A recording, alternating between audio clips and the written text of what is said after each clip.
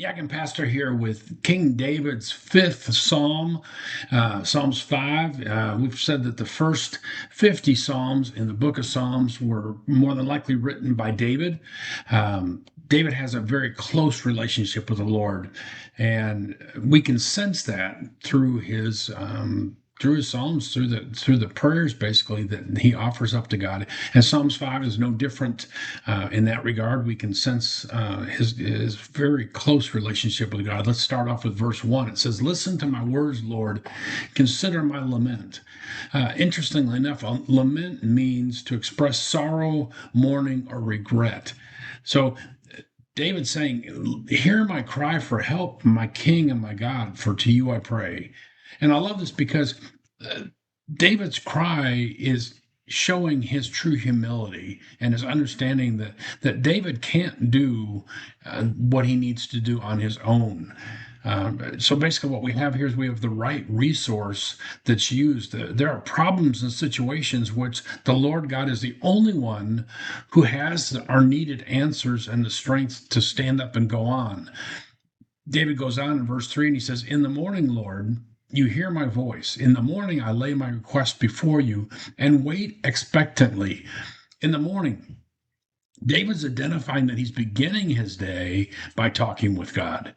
And like David, you and I, when we recognize the need for God's help, there's no reason to put off asking for God's help. Do it immediately. And don't miss this. David is expectantly waiting for God to answer David's prayer. Sometimes I wonder if you and I pray for God to answer our prayers with a true expectation of God answering our prayers. And then when he doesn't answer immediately, do we give up because he didn't answer immediately? Or if it doesn't come in the way that we think that God should answer, do we get frustrated or whatever? God does answer our prayers, but we need to understand that God's answer may be a yes, maybe a no, or it may be a not now.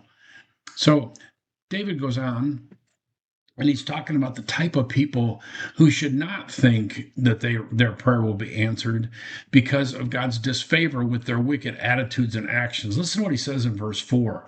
He says, "For you are not a God who is pleased with wickedness.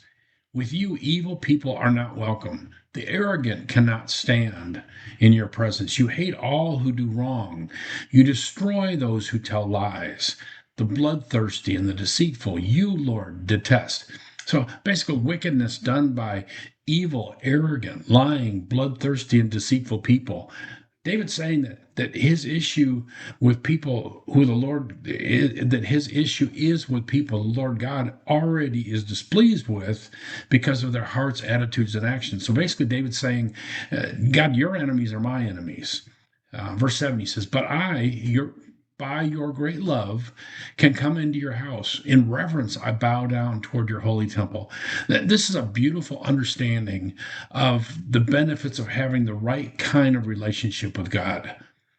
"But I, by your great love, can come into your house. In reverence, I bow down toward your holy temple."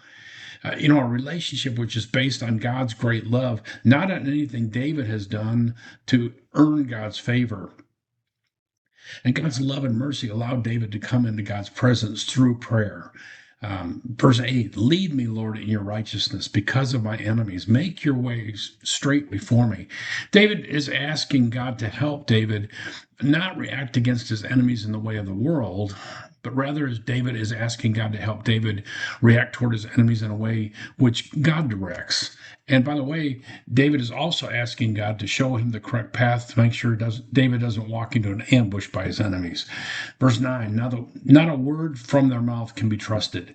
Their heart is filled with malice. Their throat is an open grave. With their tongues they tell lies. Declare them guilty, O God. Let their intrigues be their downfall. Banish them for their many sins, for they have rebelled against you.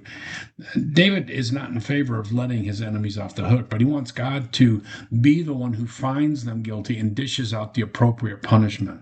Because David understands that ultimately it is God who they've sinned against, and so they must answer to God. Verse 11. "But let all who take refuge in you be glad.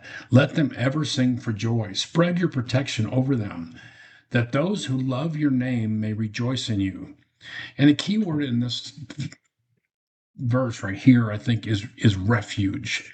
Refuge, according to Merriam-Webster, is shelter or protection from danger or distress. So the key truth that David's getting across here is the gladness which comes because you and I can take shelter with God from our dangers or distress should lead to joyful singing of our praise of God.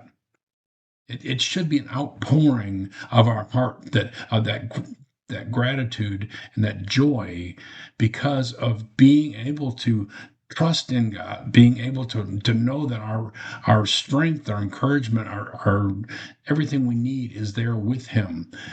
And he goes on in verse 12 and he finishes up this psalm. He says, "Surely, Lord, you bless the righteous. You surround them with your favor as with a shield." In other words, those who desire to live a righteous or right with God life can count on God doing what is best in their lives. Now, notice I said they can count on what God thinks is best in their lives, which may or may not line up with what you or I think would be best in our lives in that situation or that time. We need to learn to trust God. We need to learn to trust Him wanting the best for us and Him knowing what that best is for us so that we can have this kind of relationship with Him where we can come into His presence with assurance, with expectation, with joy, and with humility. To view a more in-depth study of these books, click on the playlist and also like and subscribe to our YouTube channel and our website at yaknpastor.com. Yak'n Pastor out.